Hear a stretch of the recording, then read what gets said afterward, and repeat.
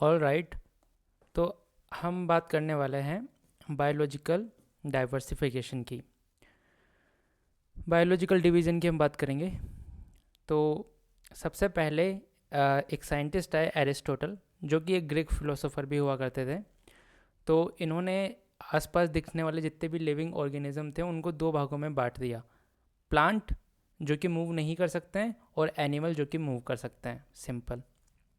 उसके बाद में एक साइंटिस्ट आए, उनका नाम है लिनियस।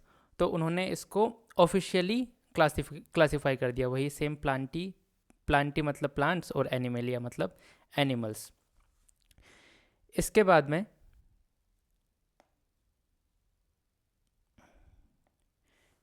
अगले साइंटिस्ट थे हमारे वीटेकर। तो इन्होंने जितने भी लिविंग ऑर्गेनिज्म हैं उनको 5 किंगडम्स के अंदर डिवाइड कर दिया। ठीक है, क्योंकि अगर आप सिर्फ प्लांट और एनिमल में ही अगर आप डाइवर्सिफिकेशन कर रहे हो, डिवाइड कर रहे हो, तो व्हाट अबाउट मशरूम? मशरूम को आप किसके अंदर रखोगे? या फिर बैक्टीरियाज हो गए, उनको आप किसके अंदर रखोगे? तो इसलिए वीटेकर ने फिर बाद में जाके 5 किंगडम्स बनाए। वो 5 किंगडम कौन कौन से हैं? मोनेरा है पहला। मोनेरा के अंदर आते हैं सिंगल सेल्ड बैक्टीरिया, मतलब मोनेरा जो है वो बैक्टीरिया का किंगडम है एक तरीके से। उसके बाद में एक हो गया प्रोटिस्टा, जिसके अंदर एल्गी आती है और स्लाइम मोल्ड्स आते हैं। ठीक है, फिर फंगाई। फंगाई के अंदर आपकी मशरूम आ गई, मशरूम जिसकी आप सब्जी भी खाते हो। ठीक है, तो ये मशरूम क्या प्लांट्स होते हैं क्या? नहीं, ये प्लांट नहीं होते हैं। They are not plants. ये दिखते हैं प्लांट की तरह, लेकिन ये प्लांट होते नहीं हैं। इसके अंदर और क्या क्या आता है? मशरूम आता है, यीस्ट आता है, मोल्ड आता है। फिर अगला किंगडम है प्लांट्स, जो आप देखते ही हो अपने आसपास, घर के आसपास जितने भी पेड़ पौधे होते हैं वो सब प्लांटी के अंदर आते हैं। और एनिमीलिया के अंदर मैं खुद आता हूँ, आप लोग आते हैं, और जितने भी एनिमल्स होते हैं वो सब एनिमीलिया के अंदर आते हैं। ठीक है, अब हम आगे बात करते हैं। देखो 5 किंगडम की हम बात करने वाले हैं ना, तो 5 किंगडम किस बेसिस पे हमने ये बनाया 5 किंगडम? तो जैसे कि मोनेरा की बात करें, तो मोनेरा के अंदर सेल होती है प्रोकैरियोटिक टाइप की। किस टाइप की होती है? प्रोकैरियोटिक टाइप की होती है। जबकि प्रोटिस्टा, फंगाई, प्लांटी, एनिमिलिया, इन सब के अंदर सेल होती है यूकैरियोटिक टाइप। फिर हम आगे बात करें अगर सेल वॉल की, तो मोनेरा के अंदर मतलब जो बैक्टीरिया होता है उसकी सेल वॉल किसकी बनी होती है? नॉन सेलुलोजिक होती है, मतलब सेलुलोज की नहीं बनी होती है। इंस्टेड वो बनी होती है पॉलीसेकेराइड और अमाइनो एसिड की। प्रोटिस्टा के अंदर बात करें तो कुछ के अंदर सेल वॉल होती है, कुछ में सेल वॉल नहीं होती है। फंगाई के अंदर बात करें तो फंगाई के अंदर सेल वॉल होती है, लेकिन वो किसकी बनी होती है? सेलुलोज की नहीं बनी होती है, काइटिन की बनी होती है। ये आपको ध्यान रखना है कि फंगाई के अंदर जो सेल वॉल होती है वो काइटिन की बनी होती है। बात करें प्लांटी के अंदर, प्लांट्स के अंदर सेल वॉल होती है एब्सोल्युटली, और यहाँ पे सेल वॉल किसकी बनी होती है? सेलुलोज की बनी होती है। बात करें हम एनिमल किंगडम के अंदर, यानी कि मेरे अंदर या फिर आपके अंदर, बिकॉज वी आर एनिमल्स, तो हमारे अंदर सेल वॉल नहीं मिलती है, सेल वॉल एब्सेंट होती है। अगली हम बात करते हैं न्यूक्लियर मेम्ब्रेन के बारे में। मतलब न्यूक्लियस होता है, एक सेल के अंदर न्यूक्लियस होता है, तो उसकी मेम्ब्रेन के बारे में बात करते हैं। तो प्रोकैरियोटिक जो मोनेरा है उसके अंदर तो ये एब्सेंट होता है, प्रोटिस्टा के अंदर प्रेजेंट होता है, फंगाई के अंदर प्रेजेंट होता है, प्लांटी के अंदर प्रेजेंट होता है, और एनिमीलिया के अंदर भी प्रेजेंट होता है। तो सिर्फ बैक्टीरिया ही ऐसा होता है जिसके पास न्यूक्लियर मेम्ब्रेन नहीं होती है, बाकी सब के पास न्यूक्लियर मेम्ब्रेन होती है। ठीक है, तो ये कुछ इंपॉर्टेंट बातें थी जो आपको ध्यान रखनी है। अब हम इसके आगे बात करते हैं। तो हम बात करेंगे स्पेसिफिकली अभी इस वीडियो के अंदर मोनेरा के बारे में। मोनेरा का मतलब हो गया बैक्टीरियाज के बारे में बात करेंगे। तो बैक्टीरिया जो होते हैं वो सुपर टाइनी, बहुत छोटे होते हैं। इसके अलावा सिंगल सेल्ड बैक्टीरिया होते हैं। ठीक है, आप इन्हें आंखों से नहीं देख सकते हैं। अगर आपको इनको देखना है तो आपको माइक्रोस्कोप की ज़रूरत पड़ेगी। और ये जो बैक्टीरिया है ये इस दुनिया में हर जगह पे मिलते हैं। ये गंदगी में मिलते हैं, ये बर्फ़ से ढके हुए पर्वतों पे मिलते हैं, ये समुद्र की गहराइयों में मिलते हैं। इसके अलावा एक चीज़ होती है हॉट स्प्रिंग। तो ये जो फ़ोटो आप देख रहे हैं ये क्या है, ये हॉट स्प्रिंग है। इसमें क्या है, ये इस तरीके से पानी है और गरम गरम यहाँ पे भाप जैसा निकल रहा है। मैंने आज तक ज़िंदगी में देखा नहीं हकीकत में तो, बट इसे हॉट स्प्रिंग कहते हैं। आगे बात करते हैं। तो बैक्टीरिया की अगर हम बात करें शेप की, कि बैक्टीरिया दिखने में कैसे दिखते हैं, तो बैक्टीरिया ये गोल गोल भी हो सकते हैं, जैसे कि ये हो गए, या फिर ये एक छड़ के रूप में भी हो सकते हैं, बेसिलाई के रूप में। ठीक है। इसके अलावा ये इनकी शेप कोमा के रूप में भी हो सकती है, जिसे हम विब्रियो कहते हैं।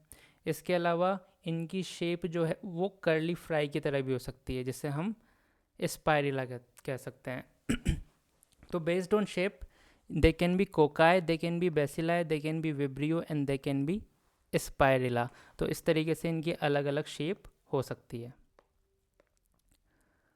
अब हम बात करते हैं, जब हम मोनेरा किंगडम के बारे में बात करते हैं तो इसके अंदर दो चीज़ें हमें पढ़नी होती है, एक होता है आर्की बैक्टीरिया और एक होता है यू बैक्टीरिया। जो आर्की बैक्टीरिया है वो थोड़ा पुराना है, मतलब ओल्ड जनरेशन है, और जो यू बैक्टीरिया है वो थोड़ी एडवांस जनरेशन है, और इसीलिए हम यू बैक्टीरिया को ट्रू बैक्टीरिया भी बोलते हैं। ठीक है। तो हम बात करने वाले हैं आर्की बैक्टीरिया की। आर्की बैक्टीरिया, देखो ये ओल्ड जनरेशन है, तो ये थोड़े एक्सट्रीम बैक्टीरिया होते हैं, खतरनाक बैक्टीरिया होते हैं। इनको खतरनाक जगहों पे रहना पसंद होता है, जैसे कि ये एकदम नमकीन पानी में रहना पसंद करते हैं, समुद्र का जो एकदम नमकीन पानी होता है। तो वहाँ पे रहने वाले बैक्टीरिया को हम कहते हैं क्या, उनको कहते हैं हम हेलोफाइल। ठीक है। कुछ कुछ बैक्टीरिया इस ग्रुप के अंदर रहते हैं जिन्हें हॉट स्प्रिंग में रहना पसंद है, तो उन्हें हम थर्मो एसिडोफाइल कहते हैं। इसके अलावा कुछ बैक्टीरिया होते हैं वो, जो गाय होती है उनके स्टमक में रहना पसंद करते हैं, तो स्टमक के अंदर रहते हैं और वो क्या बनाते हैं, मीथेन गैस बनाते हैं गाय के अंदर ही। तो ये बात हो गई आर्की बैक्टीरिया की, कि ये ओल्ड जनरेशन वाले बैक्टीरिया है और they live in extreme places. इसके बाद में हम बात करते हैं यू बैक्टीरिया, जिन्हें हम ट्रू बैक्टीरिया भी कहते हैं। तो ये क्लासिकल बैक्टीरिया होते हैं। ठीक है। इनके ऊपर एक टफ सेल वॉल मिलती है और कभी कभी फ्लैजिलम भी हमको इनके अंदर देखने को मिल सकता है। इस यू बैक्टीरिया के अंदर एक स्पेशल टाइप का बैक्टीरिया आता है, साइनोबैक्टीरिया। साइनोबैक्टीरिया, इसे हम ब्लू ग्रीन एल्गी भी बोलते हैं। ठीक है। इस बैक्टीरिया की खासियत क्या होती है कि ये सूरज की किरणों से, जो सनलाइट होती है उसको यूज़ करके ये अपने लिए खाना बना सकता है। ये इस बैक्टीरिया की खासियत होती है। जैसे कि प्लांट्स जो होते हैं, जो पेड़ पौधे होते हैं, वो सूरज की रोशनी का यूज़ करके अपने लिए खाना बना सकते हैं, उसी तरीके से ये जो स्पेशल बैक्टीरिया है जिसका नाम साइनोबैक्टीरिया है, वो भी सनलाइट का यूज़ करके अपने लिए खाना बना सकता है। ठीक है। इसके अलावा साइनोबैक्टीरिया और क्या कर सकता है, जो वातावरण या वायुमंडल के अंदर जो नाइट्रोजन होती है उस नाइट्रोजन को फिक्स करता है ये। अब इसका क्या मतलब हुआ, इसको हम आगे बात करेंगे डिटेल में। तो ये नाइट्रोजन को फिक्स कर सकता है। ठीक है। इसके अलावा they are the nature's fertiliser, इसके बारे में भी हम डिटेल में बात करेंगे आगे। इसके अलावा कुछ बैक्टीरिया होते हैं जो क्या करते हैं, जो भी सड़ी गली चीज़ें होती है, जो भी डेड स्टफ़ होता है उसको डिकम्पोज करने का काम करते हैं। इसके अलावा इन्हीं में से कुछ बैक्टीरिया होते हैं जो हमारे अंदर या आपके अंदर बीमारियां कोज करा देते हैं, जैसे कि कोलेरा हो गया या टाइफॉइड हो गया। साइनोबैक्टीरिया के बारे में हम और बात करते हैं। तो साइनोबैक्टीरिया की जब हम बात कर रहे हैं तो पहली बात तो ये कि ये प्लांट जैसे दिखते हैं, हरे हरे कुछ। ठीक है। और ये देखो, ये इनका डायग्राम है। ये साइनोबैक्टीरिया माइक्रोस्कोप से अगर हम देखें तो ये कुछ इस तरीके से दिखाई देता है साइनोबैक्टीरिया। और ये कभी कभी क्या है, जब इनकी संख्या बहुत ज़्यादा हो जाती है साइनोबैक्टीरिया की, तो ये एक ग्रीन पैच डेवलप कर देते हैं पानी के अंदर, जैसे कि आप इसमें देख सकते हो इस डायग्राम के अंदर। ये क्या है, ये साइनोबैक्टीरिया है। बहुत सारे साइनोबैक्टीरिया जब इस तरीके से आ जाते हैं तो ये पानी को इस तरीके से हरा कर देते हैं, और ये भी क्या है, ये सब साइनोबैक्टीरिया की वजह से है। तो साइनोबैक्टीरिया के बारे में और आगे हम बात करें। तो इनकी क्या खासियत होती है, मैंने बताया कि साइनोबैक्टीरिया जो होता है they are like tiny chefs with solar panels. इनमें क्या है, सोलर पैनल लगे होते हैं, तो ये सूरज की रोशनी का उपयोग करके अपने लिए खाना बना लेते हैं। जो प्लांट्स होते हैं उनके अंदर एक ग्रीन पिगमेंट पाया जाता है जिसे कहते हैं क्लोरोफिल। वही क्लोरोफिल इन साइनोबैक्टीरिया के अंदर भी मिलता है। इसके अलावा इन साइनोबैक्टीरिया के अंदर एक ब्लू पिगमेंट भी देखने को मिलता है हमें, तो इसीलिए हम इन्हें क्या बोलते हैं, ब्लू ग्रीन एल्गी हम इनको बोलते हैं। ठीक है, अगला काम क्या है साइनोबैक्टीरिया का, कि ये हमको ऑक्सीजन भी देते हैं। देखो, back in the day like 3 billion years ago, बहुत साल पहले, cyanobacteria were the ones who started pumping oxygen into earth air. मतलब बहुत समय पहले जब पृथ्वी के वातावरण के अंदर ऑक्सीजन नहीं थी, तो यही बैक्टीरिया सबसे पहले आए जिन्होंने हमारे वातावरण को ऑक्सीजन देना स्टार्ट किया। ठीक है, जब ये साइनोबैक्टीरिया नहीं थे तो उससे पहले इस पृथ्वी पर, इस अर्थ पे कोई ऑक्सीजन नहीं थी। It was oxygen less place. ठीक है, तो साइनोबैक्टीरिया देख लो कितने इंपॉर्टेंट है। They were the ones, they were the first who give oxygen to the environment. They are the reason that we can breathe today. अगर हम सांस ले सकते हैं आज तो वो सब इन्हीं की मेहरबानी है। Scientist think they created so much oxygen that it changed the whole atmosphere.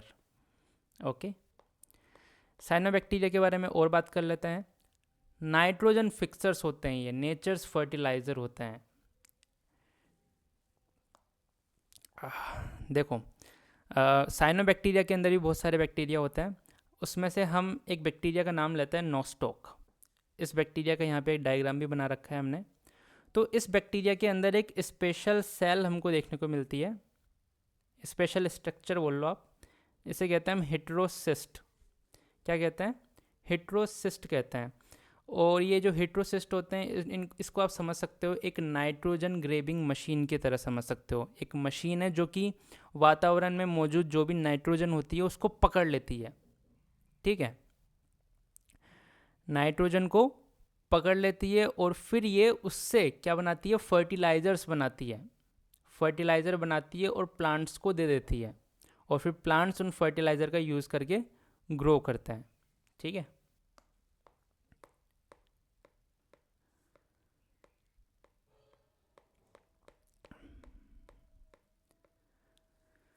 तो अगर हम बात करें साइनोबैक्टीरिया की, तो इसके अंदर ये हेटेरोसिस्ट मिलता है। इसके अलावा एक स्लाइमी लेयर होती है इनके ऊपर, एक स्लाइमी लेयर होती है इनके ऊपर, जिसको हम क्या कहते हैं, म्यूसिलेनिजस शीट कहते हैं। ओके,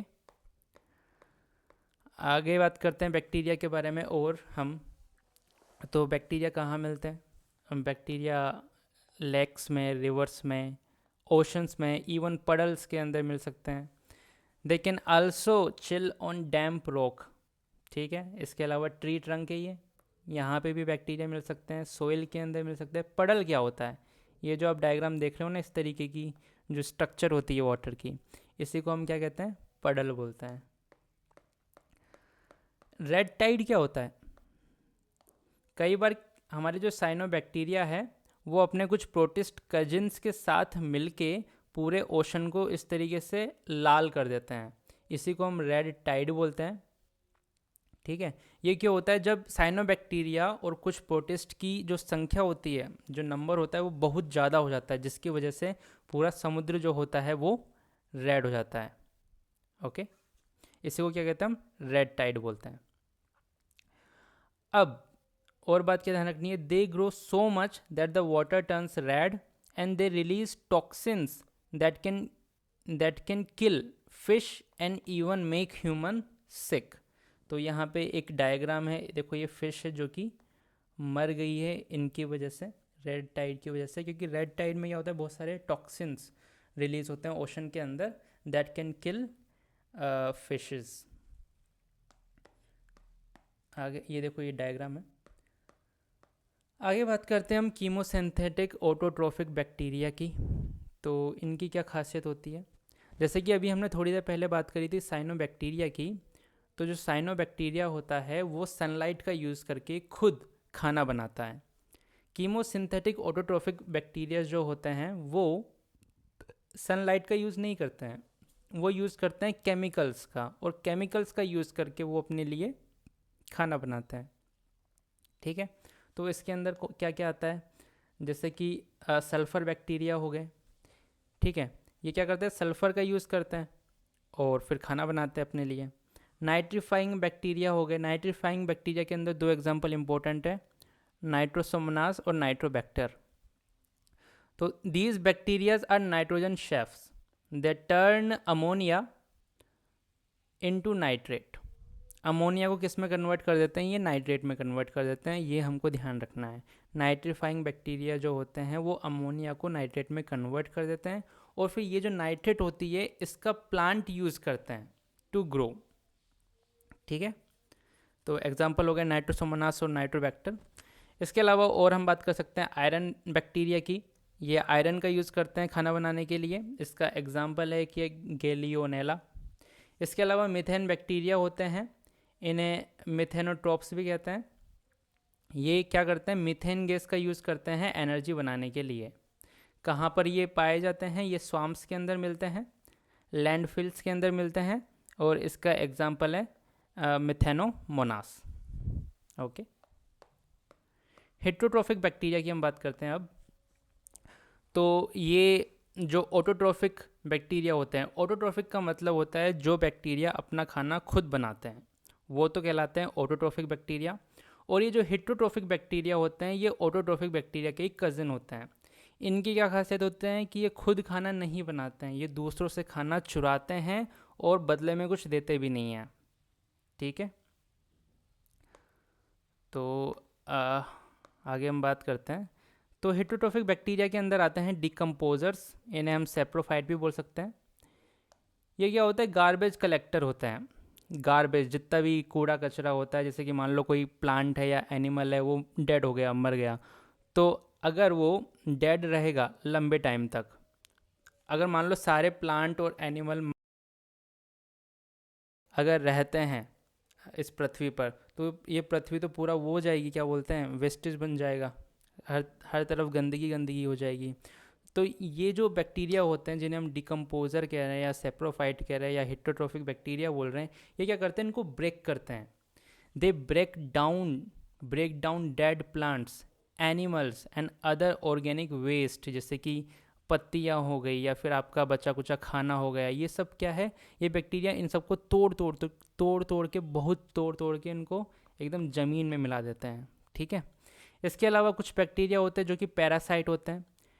पैरासाइट का मतलब क्या होता है कि ये दूसरे किसी इंसान के अंदर या किसी दूसरे ऑर्गेनिज्म के अंदर रहते हैं, उनसे अपना खाना लेते हैं, लेकिन बदले में उनको कुछ भी नहीं देते हैं, और कभी कभी ये अपने होस्ट को क्या है, बीमार भी कर देते हैं। जैसे कि हमको बीमारी हो जाती है ट्यूबरकुलोसिस या फिर टिटनेस, तो इसके अंदर क्या होता है, जो बैक्टीरिया होता है वो पैरासाइट बन के हमारी बॉडी के अंदर रहता है, खुद आराम से खाना खाता है, हमारे खाने में जो भी होता है उससे, और बदले में हमको सिक भी बना देता है, बीमार कर देता है हमको। ठीक है, अब बात करते हैं कि बैक्टीरिया कैसे अपने बच्चे पैदा करते हैं। तो एक तरीका होता है इनका, जिसे कहते हैं हम फिजन। क्या, फिजन। एक बैक्टीरिया होता है इस तरीके से, ये इस तरीके से दो भागों में टूट जाता है, और इस तरीके से एक से दो बैक्टीरिया बन गए। समझ आया, एक तरीका तो ये हो गया इनका। इसके अलावा बैक्टीरिया के पास एक और तरीका होता है अपना जेनेटिक इन्फॉर्मेशन शेयर करने का। वो क्या है, देखो, ट्रांसफॉर्मेशन क्या होता है, मान लो कहीं पे कोई फ्री जेनेटिक मटेरियल पड़ा हुआ है, सपोज़ कोई बैक्टीरिया हुआ करता था पहले और ये उसका जेनेटिक मटेरियल है, लेकिन ये जो बैक्टीरिया है इसकी डेथ हो गई, तो इसका जो जेनेटिक मटेरियल होता है वो बाहर इस तरीके से फ्रीली पड़ा रहता है एनवायरनमेंट के अंदर। सुनने में हो सकता है ये अजीब लग रहा हो, बट ऐसा हकीकत में होता है। तो ये फ्री जेनेटिक मटेरियल पड़ा हुआ है, तो ये जो बैक्टीरिया है हमारा, ये बैक्टीरिया इसके पास जाता है, इस जेनेटिक मटेरियल के पास, और इसको अपने अंदर ले लेता है। तो ये देखो, ये ग्रीन जो था वो अंदर आ गया इसके अंदर। तो एक तरीका तो ये हो गया जेनेटिक इन्फॉर्मेशन या डीएनए के एक्सचेंज का। इसको कहते हैं हम ट्रांसफॉर्मेशन। अगला प्रोसीजर है कॉन्जुगेशन। कॉन्जुगेशन के अंदर क्या होता है, suppose these are two bacterias, ठीक है, इसके पास ये प्लाज्मिड है लेकिन इसके पास ये प्लाज्मिड नहीं है। तो ये वाला जो बैक्टीरिया है वो अपने इस जेनेटिक मटेरियल को इसको देना चाहता है। तो क्या करता है, ये जो बैक्टीरिया होता है इसके पास एक स्ट्रक्चर होती है जिससे कहते हैं हम pilus, and with the help of pilus ये दोनों बैक्टीरिया आपस में जुड़ते हैं और ये आपस में अपना प्लाज्मिड शेयर करते हैं, और फिर हम देख सकते हैं कि इन दोनों ही बैक्टीरिया के पास अब प्लाज्मिड आ गया है। ट्रांसडक्शन क्या होता है, तो ट्रांसडक्शन में क्या होता है, जैसे कि सपोज दिस इज बैक्टीरिया, ये क्या है, बैक्टीरिया है, और इसके ऊपर ये जो लगा हुआ है ये वायरस है। क्या है ये, वायरस है। तो ये जो वायरस है ना, इस वायरस ने इस बैक्टीरिया पे कंट्रोल जमा लिया है अपना, और ये वायरस जो है वो अपना जेनेटिक मटेरियल इस बैक्टीरिया के अंदर डाल देता है। तो हम देख सकते हैं कि ये जो ग्रीन ग्रीन है ये तो बैक्टीरिया का है, और ये जो पिंक पिंक है वो वायरस का है। तो अब ये जो बैक्टीरिया है वो ऑफ स्प्रिंग प्रोड्यूस करती है, और इस तरीके से ये नए वायरस बनाती है, ठीक है। तो अब जो नया वायरस बन रहा है उसके अंदर हम देख सकते हैं कि ये वाला जो वायरस है इसके अंदर इसका पिंक मटेरियल भी है इसका खुद का, और इसका बैक्टीरिया वाला भी फॉर्म है इसके अंदर, ठीक है।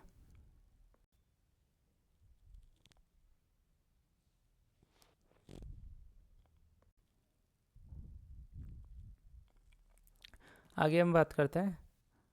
तो ये हम बात कर रहे थे किसकी, ट्रांसडक्शन की। और फिर बाद में ये जो बैक्टीरियोफेग होता है दोबारा जाके किसी दूसरे बैक्टीरिया को इन्फेक्ट करता है, और जब ये जेनेटिक मटेरियल इसके अंदर आता है तो ये पुराने वाले बैक्टीरिया का जेनेटिक मटेरियल भी इसके साथ इनकॉर्पोरेट कर देता है, और इस तरीके से ये ट्रांसडक्शन वाला प्रोसेस कंप्लीट होता है। बात करते हैं माइकोप्लाज्मा की। माइकोप्लाज्मा, सबसे पहली बात तो ये सबसे छोटा बैक्टीरिया होता है। माइकोप्लाज्मा जो होता है वो सबसे छोटा बैक्टीरिया होता है।